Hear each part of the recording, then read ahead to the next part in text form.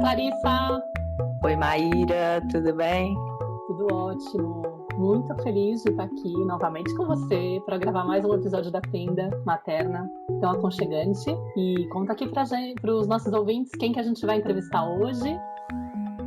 Então, hoje a gente vai entrevistar a querida Nazaré Paganotti, que é mãe de 2 adultos já, tem licenciatura em artes plásticas, é professora Waldorf com especialização em educação infantil, pós em psicomotricidade e foi uma das pessoas que está desde o início do Colégio Rudolf Steiner de Minas Gerais, que é a antiga Pollen.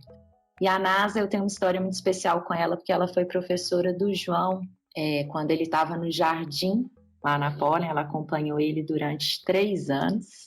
E ela é daquelas pessoas que a gente guarda num lugar quentinho do coração. Tem muito carinho por ela, me acompanhou nesse momento, nessa transição de vir para o Chile, nessa decisão, acompanhou a nossa família em momentos muito, muito especiais. E nessa conversa hoje, a gente vai conversar com ela sobre recursos que nós, pais e mães, a gente pode acessar a partir do olhar da pedagogia Waldorf, para acompanhar e proteger os nossos filhos nesse momento que a gente está vivendo agora, de pandemia e de tantos excessos, né? Então, Nasa, seja muito bem-vinda ao nosso podcast. Obrigada, prazer estar aqui. Espero poder compartilhar um pouco das minhas experiências e nesse olhar também como mãe, como professora, né? Deixa eu te começar perguntando um pouquinho sobre esses excessos, assim, né? Sobre os impactos desses excessos do mundo atual, das escolhas, das informações. Assim, a gente está vivendo um momento de muitas escolhas, muitas informações, muitos estímulos, né? Um ritmo extremamente acelerado de vida. E principalmente agora nesse contexto da pandemia, né, que os pais talvez estão sem muito apoio, né, ou quase nenhum apoio às crianças em casas. E aí eu queria que você falasse um pouquinho sobre, né, a sua visão, a sua experiência aí com as pessoas, com as famílias que você acompanha, dos impactos desse momento na vida da criança, né? Quais são os desafios, como é que você está vendo as crianças nesse momento? Bem, eu acho que a gente vive num momento não só de excesso, né? É um excesso de ofertas. E quando a gente está diante de tantas ofertas, a gente tem que ter discernimento para escolha, né? E o discernimento para escolha, ele deveria nos levar para dentro, né? E que a gente pudesse buscar um alinhamento bem grande no sentido de fazer a melhor escolha, porque nós estamos diante da infância. E a infância, ela passa rápido, né? E a gente sabe que a infância, se nós fizermos uma analogia com a estrutura de uma casa, ela é a fundação. É aquele lugar do inconsciente, do subconsciente mais profundo, no qual a gente não acessa, mas é sobre ele que subimos as paredes e colocamos os telhados, né, da nossa corporalidade. E nessa corporalidade a gente tem um aspecto físico, né, que é a estrutura do corpo, uma boa formação, né? A gente tem a nossa vida emocional, que é aquela que regula, que nos estabiliza ou nos enlouquece, né? E temos o nosso guia, que é o nosso pensar, a nossa consciência, que nos leva, que nos dá direção na nossa vida, né? Então, assim, esse adulto ele tem que estar muito alinhado nesse lugar, assim, né? Espera, eu sou aquele que vai fazer a guiança. E na infância, é muito bonita essa analogia de que o adulto que está diante da criança, ele é o mestre. E a criança é o discípulo. Então, é na mão do mestre que a criança tem que se apoiar. Mas para eu ser realmente um mestre, eu tenho que fazer um longo caminho, que não é simples ser mestre. Mas eu posso ser mestre numa postura de aprendiz, sempre. E a criança adora isso. Quando a gente está sempre numa condição de aprendiz, e não aquele que senta no trono, né? e começa a repetir padrões de comportamentos familiares, né? Ah, eu sou igual à minha mãe, ou então o meu filho vai estudar nessa escola porque eu estudei nela a vida inteira. Então, repete um padrão sem olhar para quem está diante de mim. Isso é um aspecto, no sentido da escolha. O outro aspecto é importante a gente pensar, assim, que ser humano que está diante de mim, né? Se é uma criança, quais são as necessidades dela? Se é um jovem, e assim vai, para um idoso, para a gente não misturar as coisas, né? E eu me lembro muito bem que eu fui passear numa cidade, tinha um lugar, uma casa de idosos, numa época da Páscoa, e lá tinha um monte de coelhinho de papel no pátio, assim, no jardim daquela casa de idosos. Gente, espera, não está combinando muito isso. Então, esse encaixe da necessidade, isso é super importante. Uma criança de 2 anos está diante de mim, ela tem uma necessidade de 1, de 3, de 4, de 5. Então, e aí isso, na postura, de novo, de aprendiz e de mestre, eu tenho que abrir meus olhos para perceber quem é que está diante de mim. E aí, baseado nisso, eu coloco a oferta que melhor se adeque a essa necessidade. E o que aconteceu na pandemia com os pais, né? Primeiramente, eles se sentiam apoiados pela escola, especialmente na escola Waldorf, e assim como você disse, que você sentiu apoiada pela professora, porque entre a casa e a escola, numa escola Waldorf, deveria ter uma ponte bem pequena, bem tênue, e não uma ponte gigante, né, que a criança se perde no caminho. Então, assim, a relação ela é muito de mãos dadas mesmo, né? E aí, mal começou o ano, né? A adaptação tinha acabado de criar um certo formato, né? Especialmente no meu caso, com crianças pequenas, de 2 anos, a adaptação demora um pouco, né? E aí, fechou a porta da escola e abriu a porta da casa. Então, o que a gente percebeu? Que os pais, eles se viram sozinhos como profissionais e, de repente, como pais e mães em período integral, sem o olhar de outra pessoa de fora, porque gerou-se um isolamento, né? E aí foi bastante confuso nisso aí. As crianças não entendiam, os pais não entendiam como lidar, né? E o que a gente pôde fazer nessa hora? Nós começamos a fazer um trabalho um pouco dando apoio, né, com cartilhas. E essas cartilhas, elas acompanhavam as épocas do ano. Então, teve uma cartilha da Páscoa, de Pentecostes, ela teve uma cartilha da Lanterna e com a festa de São João, e, enfim, dos ventos, e agora a última foi a cartilha de Pentecostes. O que são essas cartilhas? Essas cartilhas, elas dão um material de orientação para os pais, no sentido do que contar, do como fazer, né? Que dê a eles uma certa inspiração para que esse adulto tenha o que dar para as crianças. Isso foi um jeito que a gente conseguiu fazer, né? Dar as mãos para os pais. E o que isso tem a ver com a infância? O que essas cartilhas têm a ver com a infância? Ela deu para a criança uma noção de tempo, um fio, como se o pai tivesse com um novelo de lã na mão, e essa lã ia se desenrolando, esse fio ia se desenrolando, e dando à criança uma noção de tempo que a criança não tem. E o ritmo dá à criança uma noção de tempo. Então, além do ritmo nas atividades da casa, né, os horários que faz a criança permanecer no sonho. Ritmo faz a criança permanecer no sonho. Ela sabe que ela vai tomar banho às 5 horas. O corpo começa a pedir. Ela sabe que ela vai dormir às 7 horas. O corpo também começa a pedir esse sono. Então, ela relaxa. Então, uma criança que tem ritmo é aquela que ela pode sonhar tranquila, porque mãos cuidadosas por trás vão até ela e falam, vamos, está na hora. Aliado a quê? Aliado a quase, vamos chamar de um amadurecimento, uma necessidade corporal. Então se junta a mãe que fala, está na hora, vamos, e o corpo que pede. Então é uma coisa bastante orgânica. Então, nesse sentido, dessa noção de tempo, deu para a criança e para os pais também uma percepção de futuro, que a gente perdeu esse futuro. Meu Deus, o que vai acontecer, né? O futuro que gera ansiedade, mas também a gente não sabia o que será de nós amanhã, né?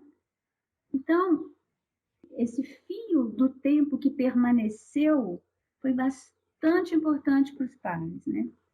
E como um alimento também. Então, assim, eu só posso dar o que eu tenho. Então, quanto mais alimentada eu sou, com histórias, com belas canções, com belas imagens, né?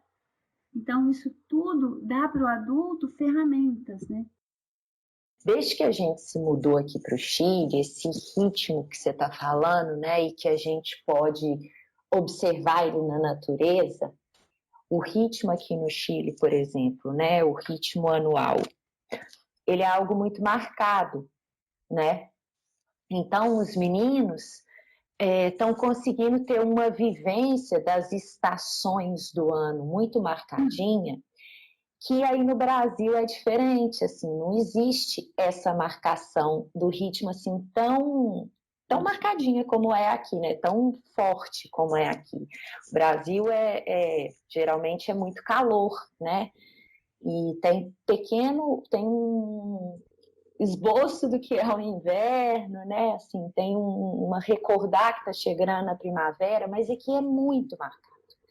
E eu estava caminhando esses dias com o Lucas e foi muito lindo, porque é uma das coisas também que a escola aqui tem propiciado para a gente, mas isso fica nítido, porque quando você está imerso num ambiente que o lado de fora está te mostrando esse ritmo de uma forma tão marcada, é impressionante como que isso influencia a nossa atuação, a nossa forma de se mover nesse mundo.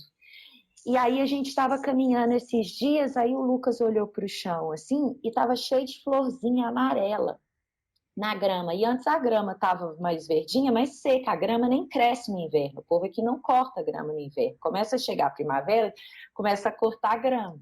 E aí dá essas florzinhas amarelinhas. Aí ele olhou assim e falou assim, olha mãe, essas florzinhas amarelas aqui não estavam aqui. Elas começaram a aparecer. E ele foi percebendo. Aí a gente olhou para umas árvores ali que estavam num bosque. Eu falei, olha filho, e as folhas ali começando a sair naquelas árvores? E são árvores que dão um cogumelo típico daqui também, e que é muito característico nessa mudança do inverno para a primavera. Então a gente foi observando isso, e foi tão bonito ele perceber. E aí o que eu percebi que você está falando dessa importância também do adulto estar alimentado de imagens, de músicas, de belas canções. À noite, quando eu fui pôr ele para dormir, mas eu só percebi conscientemente depois, eu comecei a cantar canções da primavera. E eu estava cantando canções do inverno por causa da festa da luz que a gente tinha vivenciado, e ele me pedia para cantar. E aí ontem, quando eu estava cantando para ele antes de dormir, eu já tenho uns 2, 3 dias que eu estou cantando canções de primavera. E eu vejo como que é bonito quando existe esse alinhamento entre o que está acontecendo e a gente consegue apoiar as crianças, né, com isso, mostrando essa linha do tempo e como que isso traz exatamente essa segurança, assim, né, que você falou. Né? A criança se sente ali respaldada, né, por esse entorno que ela pode até observar também, né? Então, porque a criança pequena, ela está no ambiente, ela não está nela, ela está nela, mas ela está no ambiente. Então, se a gente pensa assim, que esse ponto de convergência de forças, aos 3 anos, que dá a ela a condição de se reconhecer como uma pessoa separada, você imagina o tempo que precisa para isso se conformar numa pessoa, com o seu pensar, sentir e querer. Né? Então, na antroposofia, né, Rudolf Steiner diz que esse eu, essa corporalidade e esse eu, ele está alinhado, concentrado, coeso aos 21, então é muito tempo. E onde que está? E onde que está essa individualidade, né? Especialmente na infância, ela está fora. Ela está totalmente fora, ela está no ambiente. Então, ela está captando informações, ela está como tentáculos com seus sentidos completamente abertos, né? Ela está recolhendo do mundo essas experiências. Então, nós, como adultos, nós precisamos realmente dessa nutrição e de apresentar ao mundo, sem ficar dando nome demais, mas simplesmente oferecer. E a criança dá o nome, a criança recolhe, né? E aí, na verdade, assim, tudo que ela recolhe, ela traz para si. Ela recolhe e traz para si. E nisso ela se estrutura, ela se forma. E Rudolf Steiner diz que as impressões da criança, elas como tentáculos mesmo, ela vai para o mundo, capta, traz para si e isso forma órgãos. Os órgãos internos são formados a partir das experiências que essa criança tem no ambiente. E não só experiências físicas, experiências emocionais do adulto que está perto, das ações desse adulto, da fala, né? E na infância, o aprendizado da criança, que é pela repetição, vê a mãe fazendo bolo, e vê de novo, vai lá, leva isso para brincar e organiza essas experiências no seu brincar. O brincar da criança pequena nada mais é do que isso. É uma grande elaboração de tudo que é experienciado do ambiente. Então, quanto mais rico o ambiente, mais a criança brinca. Voltando para a questão do isolamento, assim, como é que é essa casa? Né? Ela ia para a escola e brincava. E agora? Como é que essa casa tem espaço? Cheia de móveis, cheia de bibelô, cheia de tecnologias, complicado, né? Uma televisão gigante na sala, vídeos, não sei o que, enfim. Tudo que traz para ela uma virtualidade. E a criança está no momento do momento mais concreto da vida dela, ela está formando corpo. Não existe nada mais concreto do que o nosso corpo. Eu toco em mim, né? Então, se eu tenho experiências virtuais demais, que já entra na questão do impacto da mídia, a criança ela se desconecta. Ela vive num movimento de um apelo de memória e um apelo de uma falta de contato que não dá a ela o que a gente pode chamar de presença. Né? Pensei numa história que aconteceu comigo, até para exemplificar uma sacada que eu tive, né? Um momento de, opa, preciso observar isso. Eu fui numa reunião da escolinha da Nara. A Nara também estuda numa escola Waldorf, ela está com 5 anos. E o professor dela, para mim, é legal. Uma super referência também. Eu super admiro o trabalho dele, ele é incrível. E foi até curioso, porque eu cheguei lá achando que era uma reunião pedagógica normal e confundi a data e descobri que, na verdade, estava num encontro que era para falar sobre o poder dos contos, da magia dos contos e tal. E eu falei, nossa, eu nem sabia que eu ia falar sobre isso hoje e tal. Bom, deixa eu ver o que é, deixa eu me organizar e me preparar para escutar e tal. Beleza. Aí, de repente, ele começou a falar, ele e as outras pedagogas da escola, para falar sobre esse tema. E ele começou a falar da importância que era nessa fase a criança abrir espaço para o lúdico e ela ter isso fomentado, ou melhor, preservado praticamente, né? Exatamente. E falou da tendência que o adulto tem muitas vezes, quando a criança começa a fazer perguntas para poder, nessa fase principalmente, né, nos 5 anos, eles começam a fazer muita pergunta. Outro dia a Nara perguntou, por que as pessoas existem? Sabe, umas coisas assim. Perguntas que são muito intrigantes, às vezes a gente fica sem saber o que falar, né? E aí ele falou que às vezes o adulto ele vai para a resposta muito concreta, Isso. porque ele está acostumado, né? Muito mental. Ele vai no específico, na resposta científica, na explicação, né? Tipo, lógica da questão. E isso vai cortando essa capacidade que a criança tem. E aí, quando ele começou a falar, eu comecei, começou a vir uma vergonha, assim, por dentro. Eu falei, gente, ele não tem ideia do que eu faço com a Nara. Tipo, e, inclusive, uma mãe interviu e começou a falar, gente do céu, eu não faço nada disso, pelo contrário. E eu lembrei que em casa, gente, olha só, eu vou contar aqui, quase como para conversar, né? Eu tava com uma questão de quando a Nara fazia essas perguntas, eu me embananava, não sabia o que falar, eu falava assim, tudo bem, eu vou perguntar pro Google. E aí eu puxava o celular, fazia a pergunta e vinha tipo um monte de opções de resposta, mostrava um trechinho de um vídeo, uma fala, e era aquela fala engraçada, porque ele lê, né? Então o computadorzinho lendo e tal. E eu falava, gente, eu sou totalmente anti-Waldorf, eu sou uma farsa, o que eu tô fazendo aqui?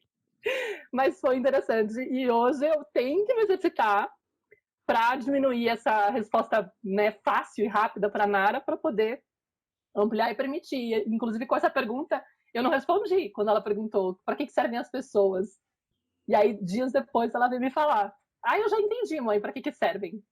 É para os bichinhos não ficarem entediados, para ter quem cuide deles. Olha que bonitinho. Tá vendo? Ela estava focada num aspecto, né?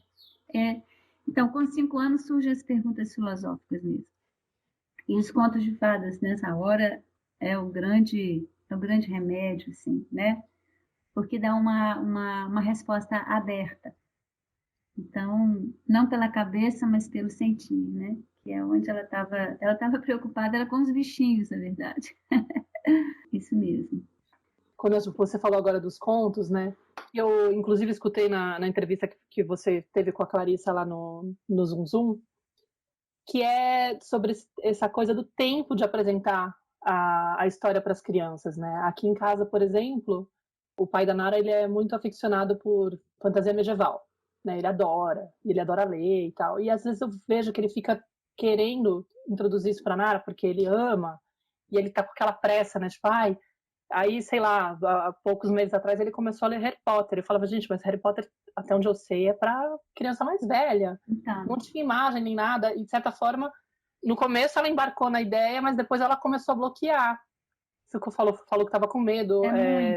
É muita coisa, acho, né? E, então, tipo, talvez falar um pouco disso, assim, até para sensibilizar os pais que estão aí querendo, com toda boa intenção, trazer esse mundo para as crianças, mas falar das etapas, assim, em que momento que é interessante apresentar ou não para a criança alguma coisa para ver o que a gente está fazendo, né, com o imaginário dela.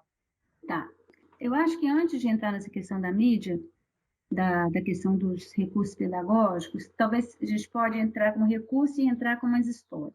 Uma coisa fundamental na infância é que o aprendizado da criança, ela aprende repetindo, né?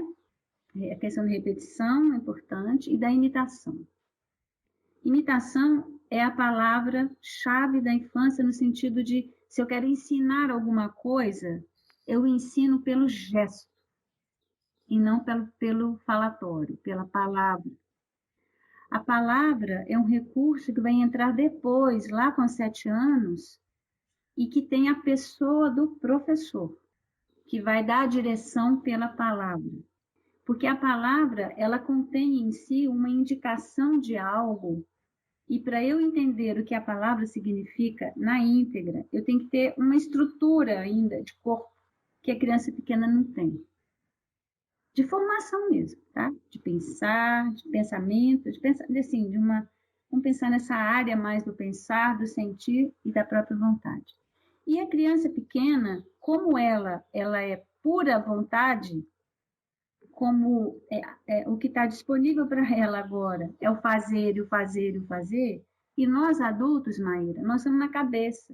Por isso que a gente vai direto para a cabeça da criança, porque a gente vai com o recurso que a gente tem, que é o que está maduro em nós. Às vezes o sentir está muito embotado, às vezes a minha ação está meio truncada, mas a minha mente é brilhante, então o acesso que eu tenho, entende, no adulto? Por isso que exige essa questão, como eu falei no início, desse alinhamento, do autoconhecimento. Espera aí, quem está diante de mim, né?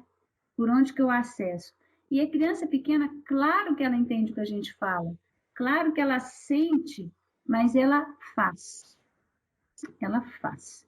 Então, para o adulto acessar, ele tem que fazer, porque aí eu vou direto nela.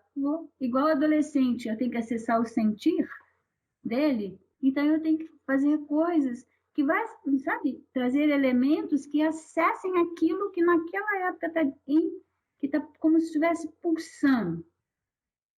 E aí, os pais, a gente como adulto, né, especialmente nas nossas casas, a gente se desconectou do fazer. Primeiro que a gente entra, tem uma questão do nosso tempo que era louco, que ainda continua louco, mas pelo menos a gente ganhou um tempo Engraçado, mas a gente perdeu o espaço e a gente ganhou um tempo. Eu estou aqui, hoje eu não estou na escola, estou sentada aqui na minha escrivaninha. Impossível fazer isso em dias normais. Mas a gente perdeu o espaço. Então, como é que eu faço com o tempo que eu tenho e o espaço que eu não tenho? Essa é uma pergunta. Porque muitas crianças moram em apartamento, né?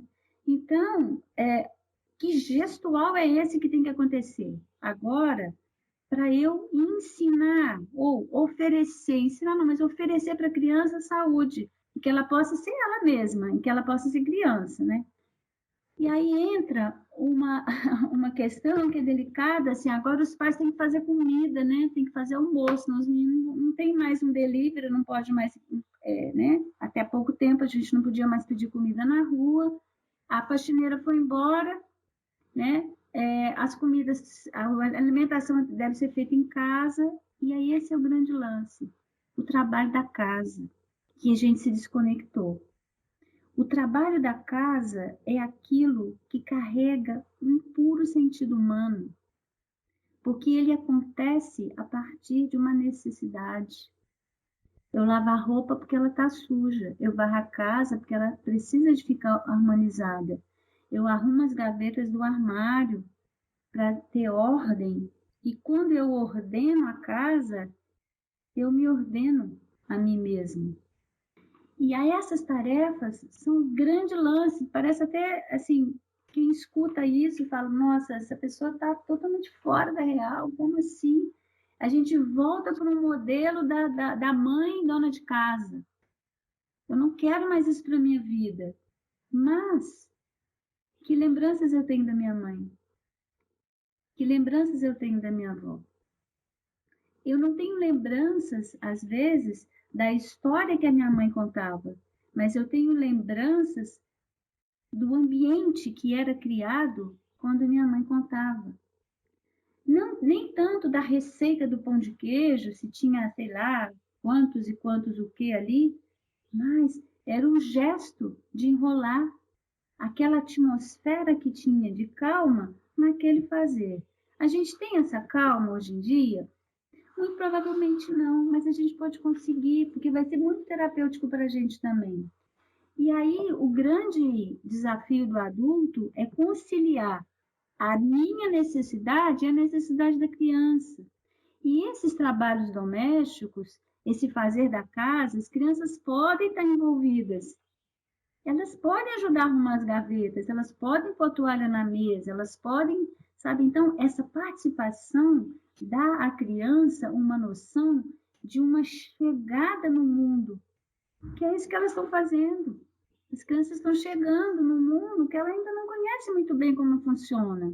E pelas mãos do adulto que conduzem a partir de algo com significado, elas vão se inteirando dentro do que eles podem fazer. Dá trabalho? Dá muito trabalho. Eu fazer um bolo sozinha, eu fazer um bolo com uma criança, putz, vai exigir muito mais tempo, né? Mas é uma boa alternativa e isso não precisa de explicar, isso não tem nenhuma teorização complicada. É dentro daquela casa criar um ambiente de participação, um ambiente gostoso, onde tudo fica limpo, fica quente, sabe? Isso tem feito um bom, assim, tem ajudado muitas famílias, né? E eles mandaram fotos, olha aqui o pão que as crianças fizeram, olha esse bolo colorido aqui, entende? Então, a gente precisa, não só nesse momento, mas quanto estivermos com crianças diante de nós, ressignificar o simples. Às vezes, como diz o Einstein, né, o simples é o que existe de mais sofisticado. É ressignificar um ato simples, como lavar uma louça. Colocar um banco do lado da pia e a criança vai também lavar junto com você. E tem um momento que ela está com você, isso é importante dizer também. Se o adulto quer usar os recursos de brincar, de histórias, puramente como entretenimento, esse entretenimento ele é muito fugaz, ele vai embora. Tipo assim, eu vou ocupar a criança um pouco para eu fazer as minhas coisas. Ele não consegue. Mas se ele tem um momento que ele faz junto e a criança se sente nutrida, a criança se separa do adulto e vai para o mundo dela, especialmente a partir de 4 anos, quando a fantasia surge. Com os pequenininhos é muito complicado. Uma criança de 1 ano e meio, 2, fica colado mesmo e é perto, e você tem que ter muito jogo de cintura, porque ela tudo é muito rápido, são experiências muito fugazes de todo o ambiente, então vai mudando mesmo, né? Cada hora está num lugar e isso, assim, o tempo de permanência é muito pequeno. Mas uma criança, a partir de 3, com a fantasia, se ela é nutrida da presença do adulto, com um gestual que tem significado para ela, ela recolhe aquilo, ela tem capacidade de organizar aquilo e transpor aquilo, é como se fizesse um movimento de, ela pega de fora, leva para dentro, aquilo a nutre e ela leva para fora de novo em forma de brincar. Isso é assim. Então, se a gente pensa num recurso pedagógico para essa época, e eu gostaria de estender assim que chega na pandemia como um problema para nós e pode ser uma solução para a nossa vida diante das crianças, porque a gente está tendo oportunidade como nunca tivemos, em 2 pontos, de acompanhar as crianças e seu desenvolvimento dia a dia. E a outra, de ter para as crianças a presença dos pais. Eu acho, como professora, que quem mais ganhou nessa pandemia, aos trancos e barrancos, com os pais de toda a natureza, novos e velhos, conscientes ou não de si próprios, foram as crianças. De simplesmente terem a presença dessa referência, no qual, para ela, foi a grande escolha. Eu escolhi esse pai. Então, assim, acho que é bem importante, né? O recurso, se a gente pensa como recurso pedagógico, na pedagogia Waldorf, o recurso pedagógico para a primeira infância é um recurso humano. Ele não é virtual, ele não é conteudista, ele é humano. E esse humano tem a ver com a vida, né? Com a nossa vida, com a nossa necessidade.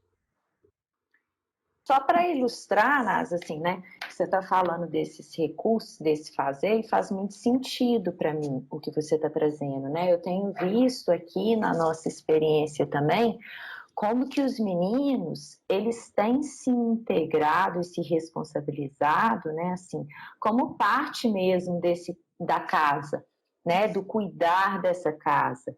Então, por exemplo, uma coisa que aconteceu aqui é que o Rafa começou a fazer pão. A gente já fazia, né, fermentados, a gente ia fazer kombucha, algumas coisas, mas aí o Rafa começou a fazer pão com massa madre, com massa, pior que eu não sei como é que fala massa madre, fermentação natural, assim, né, com fermentação natural. A gente começou a fazer chucrute, a kombucha, uma série de coisas que a gente começou a trazer para esse fazer, que hoje, por exemplo, o Rafa fez um pão e tinha um tempo que ele não fazia, aí o Lucas falou assim, nossa, pai, você tem que fazer mais pão, porque estava tão gostoso comer aquele pãozinho quente de manhã que ele tinha feito. Ele falou, o João, uma outra coisa, ele começou porque aqui tem a coisa do picar lenha, a vida aqui é muito mais no fazer, pelos desafios mesmo que acontecem, então tem que picar a lenha. O João começou a picar a lenha e ajudar o Rafa. Uma coisa que surgiu natural, ele começou a se interessar, a querer buscar aquilo, né? Então, eles têm ajudado, cada um ajuda, lava uma louça num determinado momento, um tira o lixo, o outro põe comida para o gato, o outro molha as plantas.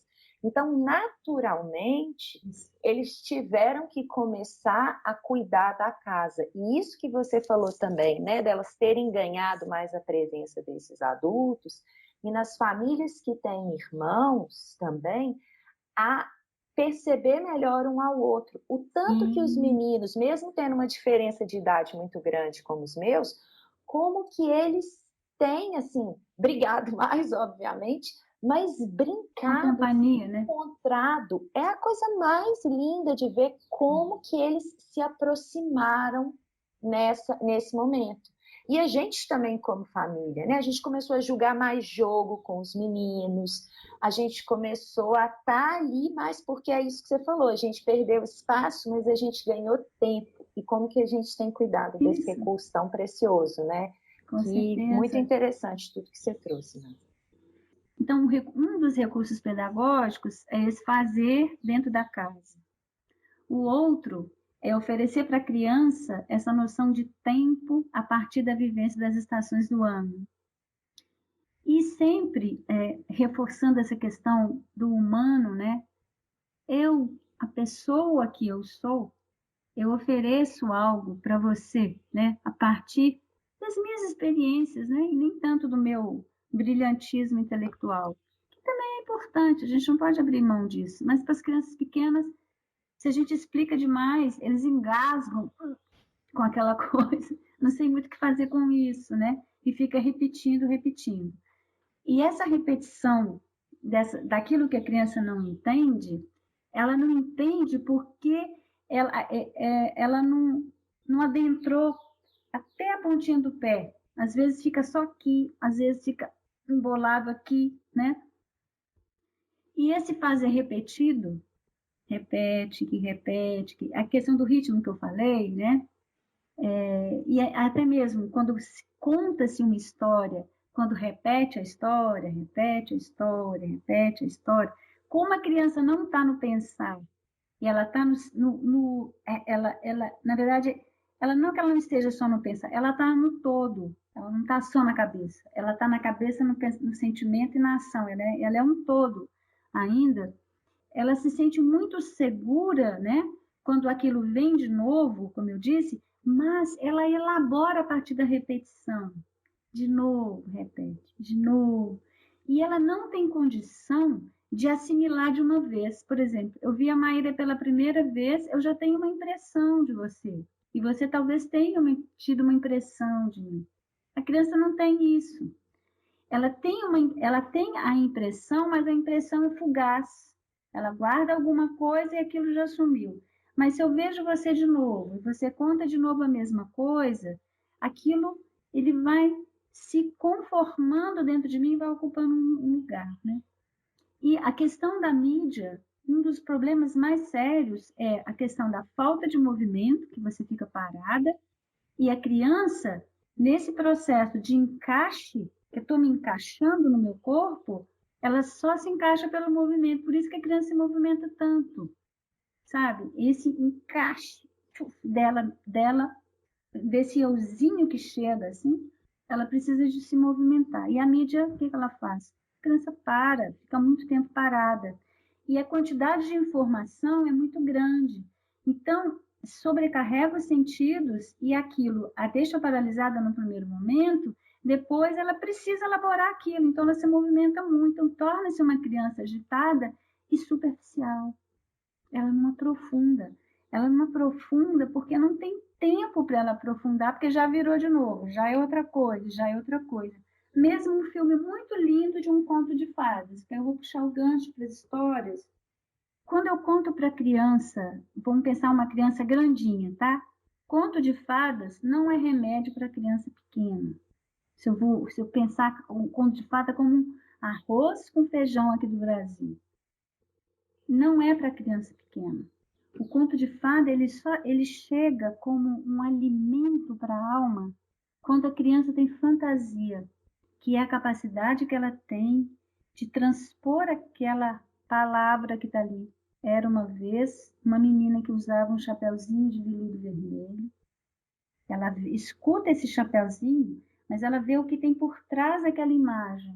E ela transforma, ela movimenta essa palavra, essa menina de chapeuzinho de veludo vermelho dentro e dá a ela um significado. A criança até 3 anos de idade, o mundo para ela é concreto. Era uma vez uma mamãe cachorrinha que perdeu o seu filhote e procurou. Ele estava debaixo de um tronco todo escondidinho lá. Que cachorrinho levado, vamos para casa. Mamãe pegou um por um, levou para o ninho, deu de mamar e todos dormiram. Essa é a história de criança pequena. contar do mundo, o que ela está vendo, o que ela compreende do que ela está vendo. E não falar de sei lá, de um elefante que voa. O elefante não voa. Entende? Coisas concretas, um mundo simples, né? Simples. A partir de 4 anos, a criança, ela sai desse âmbito formativo da cabeça e ela vai para o tronco daqui. Como se fossem forças modeladoras nisso, né? Eu estou construindo. Então, aqui está pronto, ela desce para construir o tórax. Aqui é a sede do científico. Nessa hora que o conto de fadas entra, onde cada nuance daquela história retrata um aspecto da nossa alma, né? Então, o lobo, nossa, mas você conta história de lobo mau. Sim, o lobo é aquilo que a gente tem dentro. É aquele nosso lado escuro, perverso.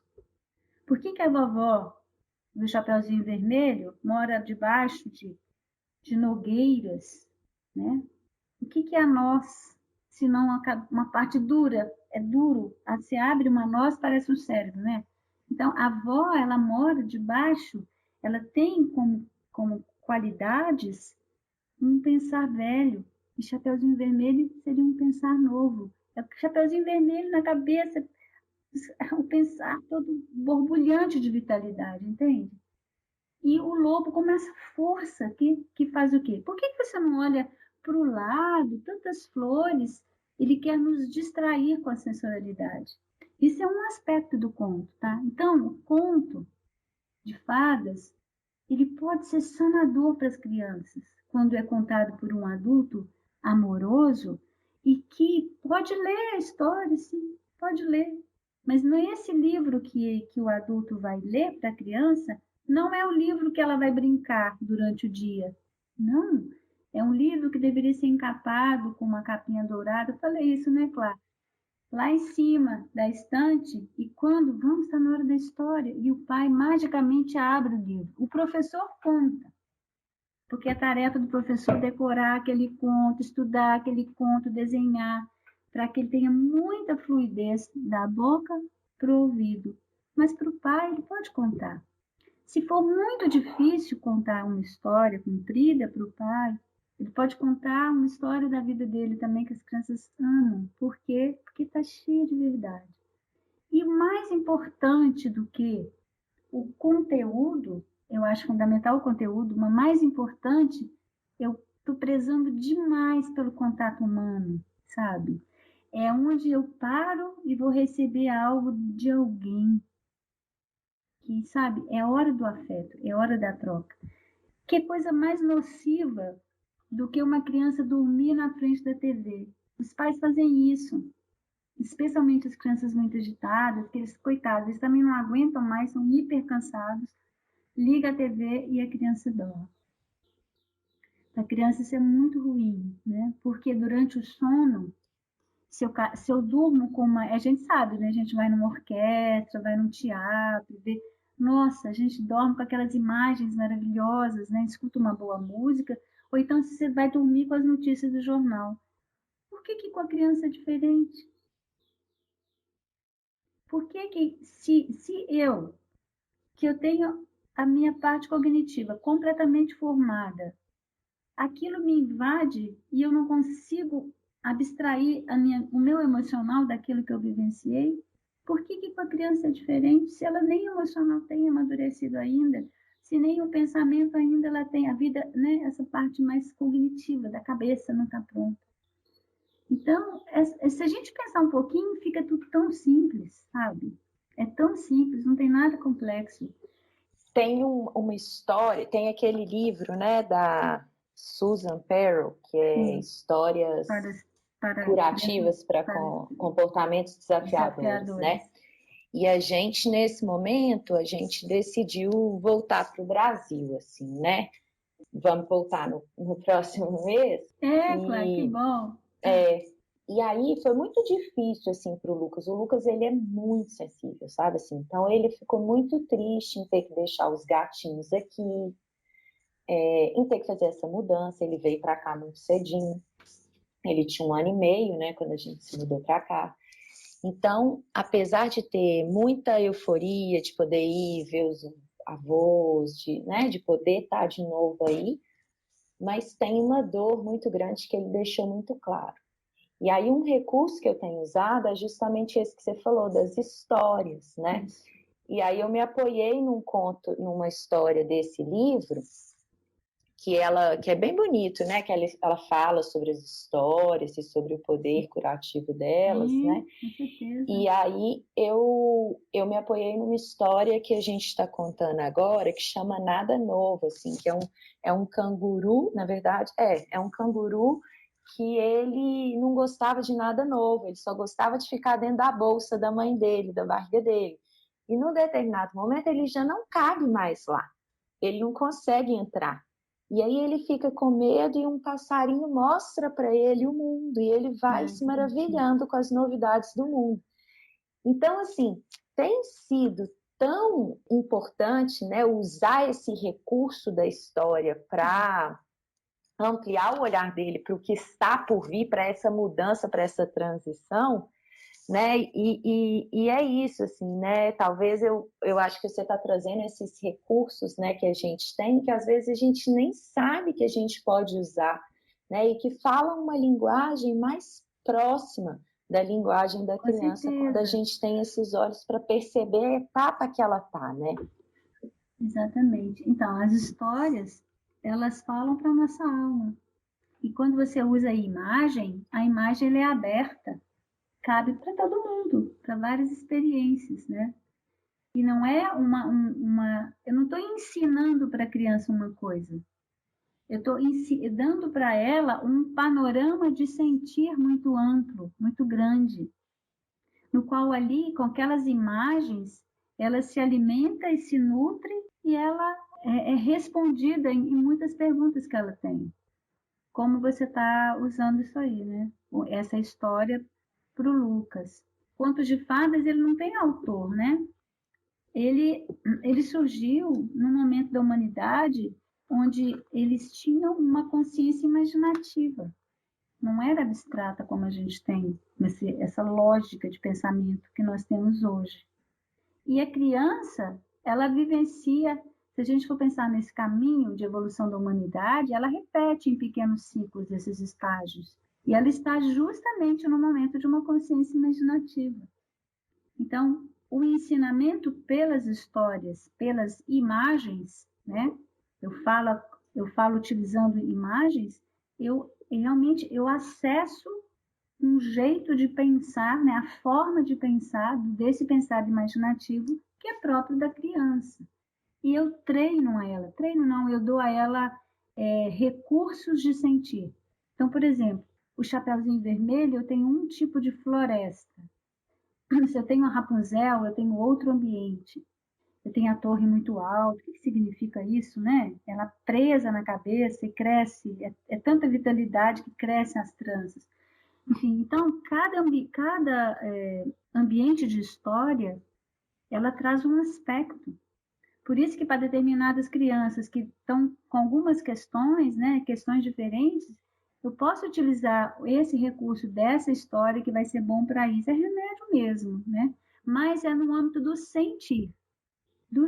Ela atua no sentir, né? E a imagem atua no sentir. Até escutando você na entrevista também lá no Zoom Zoom, teve um momento que eu me emocionei um pouco, porque eu acho que seria até interessante deixar aqui o que a gente poderia dizer para os pais que se sentem um pouco bloqueados com essa questão do contar histórias. Porque eu, por exemplo, já vivi umas situações com a Nara onde ela pediu: mamãe, conta uma história para mim, mas eu quero que seja uma história sua, que você invente, que você crie. Isso. Que é algo que ela faz, que o pai dela faz às vezes com ela, né? E aí foi engraçado, porque nesse dia ela pediu isso e eu percebi que veio, assim, um bloqueio. Eu falei: não, filha, mas isso eu não sei fazer. Ela: como assim? É só você inventar. Tipo, ela começou a incentivar, né? E aí eu me bateu uma tristeza, assim, uma sensação de, tipo, eu não sei fazer isso e eu não quero que ela me peça. Aí eu falei pra ela: por favor, não me peça isso. Ela: por quê? Eu falei: não sei, filha. Eu fiquei meio triste porque eu percebi que eu não sei fazer. E aí ela me respondeu: não, mãe, você consegue, você pode. Ai, que bonitinha. Ficou tentando me incentivar. Mas eu depois notei que que eu acessei assim, uma sensação da minha criança interior mesmo, de incapacidade, até pela questão de eu ter uma irmã mais velha, 3 anos mais velha, e eu me comparava muito, principalmente com essas questões de habilidades artísticas. Ela desenhava muito, aí eu falava, nossa, eu não sei desenhar tanto. Não sei exatamente como foi, mas eu acabei, digamos que, bloqueando muito a minha criatividade e a minha sensação de possibilidade de fazer isso, apesar de ter me tornado até fotógrafa, depois cantora, enfim, consegui superar bastante coisa, mas eu vejo que às vezes volta essa sensação, né? E eu sei que no fundo, até o que você falou, né? É uma oportunidade que a gente está tendo. Nossa, Porque a criança está o tempo todo convidando a gente para voltar para isso, né? Tipo, olha, volta, momento presente, a gente pode fazer de outra forma, a gente pode conectar de outra forma. Mas nessa hora rolou esse sentimento de não, eu não sei como fazer. Enfim, pensei em o que a gente poderia dizer para os pais, porque na entrevista você falava, né? Vocês podem, né? vocês Acessar, é podem. possível. E aí eu acho que quando a gente se depara com esse bloqueio, né, com essas dificuldades, a gente tem que se inspirar. E ler muita coisa. Leia, compre livro de histórias e leia, sabe? E, enfim, a arte, ela vai nos movimentar, né? Ela movimenta o nosso sentir. Então, a gente está muito preso na cabeça. A nossa época, né? A gente vive muito preso na cabeça. E aí a gente perde esse lugarzinho quentinho que a gente tem dentro da gente. Então, quando eu falo que os adultos devem se inspirar, essa inspiração é ouvir coisa bonita, ler coisa bonita, ver belas imagens, saciar na natureza, enfim, dentro das possibilidades, né? Porque isso nos inspira muito. E aí, quando você vai contar uma história, especialmente com as crianças pequenininhas, é impressionante como vem, é uma experiência simples, né? E aí eu acho que tem esse movimento, sabe, Maíra, da reconexão com a gente, que é muito legal. E a criança, ela é generosa, ela não quer muito. Não precisa de uma saga, não precisa. Pode ser uma coisa pequena, de um passeio à casa da avó, o que você viu pelo caminho. E ela vai gostar. Né? Então, é essa generosidade. E essa generosidade, ela, para mim, ela se esteia quando o adulto se movimenta, quando o adulto se coloca no caminho, sabe? De aproximação, ela está percebendo que ele está indo na direção da necessidade dela. Eu acho isso bem legal, assim. Ontem até tive uma oportunidade na banheira que a gente foi tomar banho juntas, e aí eu lembrei de uma historinha que eu tinha contado para ela, que eu aprendi numas aulas que eu fiz com a Roberta Arendi e tal, enfim, num curso de um tempo atrás. E aí eu lembrei que eu tinha contado para ela, falei, eu vou contar para você de novo a história do seu Mané e do seu José. Aí na hora eu falei, eu não lembro como era. E aí eu falei, não, vou improvisar. Não quero nem saber, tipo, porque fica muito uma sensação de que eu preciso fazer do jeito certo e tal. Aí eu fiz, e eu falei, eu acho que ficou diferente no final. Ela falou, mas eu achei muito engraçada, mamãe, eu adorei. Foi bonitinho, foi um momento gostoso. Que ótimo, que bom. E é isso, né, Nasa? Eu acho que assim, quando a gente, isso que você trouxe, né, da criança ser generosa, isso abre a gente também para resgatar essa confiança na gente, né? Que a gente perdeu, a gente se tornou às vezes muito crítico, muito engessado, exigente com a gente mesmo, né? E se ver através dos olhos da criança abre essa confiança, né? E abre as portas para a gente voltar a confiar na nossa voz, no nosso sentir, na nossa intuição, na nossa capacidade de criar também. Né? E eles estão ali o tempo inteiro criando, experimentando, aprendendo por tentativa e erro, sem esse medo e essas prisões que a gente se coloca, né? Então Isso é muito legal, Clara, porque nós somos a ponte, né? Nós somos ponte para a criança chegar até a Terra, né? Para ela chegar até aqui. Em todo sentido, sentido físico, como mães, né? E no sentido espiritual, eu vejo assim que nós somos a grande possibilidade para ela. Mas e aí a gente não pode ser o que a gente não é. A gente se coloca no caminho e vamos embora junto, né? E ela vai nos estimulando a fazer mudanças. E se tem uma coisa que é ferramenta para o adulto, o adulto educador, é a autoeducação. tem que o tempo todo ficar se revendo, se perguntando, puxa, hoje aquela hora não foi legal, amanhã de novo, entende? É esse movimento que eu acho que a criança é generosa. Eu não consegui contar a história hoje, mas amanhã, ela gostou, não tem problema, mas amanhã eu vou contar melhor. Então, nisso a gente vai se aprimorando, a gente vai se aperfeiçoando, sabe? Nesse aspecto humano da relação. E a gente faz isso com tudo, né? No relacionamento, no casamento, com a mãe, com o pai, com a mãe, com todos, né? É assim, a gente não está pronto, né? Se houve essa escolha, né? Eu acredito muito nisso. Não somos perfeitos, somos humanos, né? Estamos no caminho. E a gente tem que fazer o melhor, sempre. Porque a criança, ela passa muito rápido a infância, né? Passa muito rápido. E se a gente considera a infância como base, ela é base mesmo. É interessante que o nosso desenvolvimento, ele não é linear, ele é espiralado. Então, a confiança da infância, do mundo bom, onde que está esse mundo bom na adolescência, onde que está esse mundo, o que ele se metamorfoseia, sabe? Então, se a criança tem um mundo bom, porque ela está presente nela, porque o ambiente é bom, porque as pessoas são boas dentro das suas condições de bondade, né?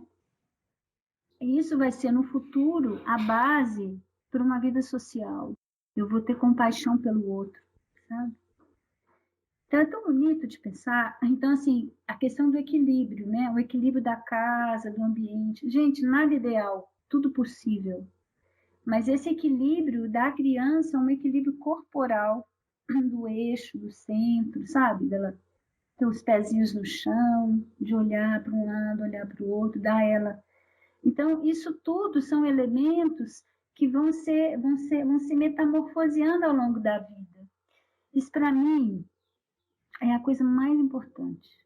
Porque a infância ela é rechaçada, foi rechaçada, e muitos, infelizmente, ainda é, como um lugar que a criança não sabe nada. Ela não entende, ela não escuta, ela não fala, nem anda direito. Mas, nossa, isso é muito doido até de falar assim, né? Mas é nessa construção. Imagina se pensa uma criança tão pequena, um bebê, até ele formar toda a sua estrutura óssea, sua vida de pensamento, sua vida de sentimentos, formar seus órgãos internos, ela está sendo absorvida pelo ambiente. Então, assim, é super sério isso, né? E aí, tudo que a criança recebe vai sendo base para outros processos, e outros processos, e outros processos. Então, tem uma coisa bonita que eu estava escutando um médico falar, ele fala disso, né? Que o mundo bom para a criança não é um mundo bom lá fora, tá? É um mundo ambiente bom. É o mundo da casa corpórea bom, né? É a base da gratidão, né? E para o convívio social em prol do bem comum. Eu penso no outro, a gratidão é isso, né? Eu olho a necessidade do outro, né? Então eu saio do egoísmo e vou olhar para o outro. Isso é gratidão. E isso é uma metamorfose daquilo que a gente oferece para a criança como um mundo bom. A partir do quê? Do gesto do adulto, do sentir do adulto, né? Daquilo que ele consegue imprimir a partir dele no ambiente onde a criança está, considerando as etapas de desenvolvimento de cada um, né? Cada momento requer uma ação diferente, né? Que lindo, Nazaré. A gente queria muito agradecer a sua presença. Foi maravilhoso o encontro. Obrigada. Eu espero que inspire muitos pais, muitas mães que estão escutando a gente com esse criar consciente. Eu sou super entendo essa fala do que não se trata de ter pais perfeitos, né? Mas simplesmente de buscar esse aperfeiçoamento e esse caminhar junto, né? Eu gosto da imagem de que nós somos parceiros espirituais com nossos filhos. Eles nos escolhem, a gente aceita, é um convite meio que os dois aceitam um convite e a gente vai se abrindo. Exatamente. E eu acho que o bonito é essa sensibilidade, essa percepção de que nesses momentos em que eu olho para dentro e tento entender, sei lá, por que tem esse bloqueio, como é que eu faço para ampliar, para abrir espaço, e para cutucar essa dificuldade que eu tô tendo e aproveitar o momento seguinte para, de repente, experimentar de uma outra forma, mas sem uma cobrança de que eu preciso fazer de uma forma perfeita, mas simplesmente que eu vou abrindo espaço, aperfeiçoando, vivendo a experiência, até o erro mesmo, né? Muitas vezes já pode ser que hoje ficou até esquisito, mas no dia seguinte vai ficar de uma outra forma, e ela entende, né? Essa generosidade da criança é maravilhosa nesse sentido, porque se a gente olha com essa leveza, não fica esse peso de querer fazer tudo do jeito perfeito né? E fica uma coisa, enfim, fica um caminhar gostoso, leve. Né? A gente consegue aproveitar muito mais. Então, acho que foi bem bonito, assim, adorei ter escutado você hoje. Para mim foi a primeira experiência e agradeço.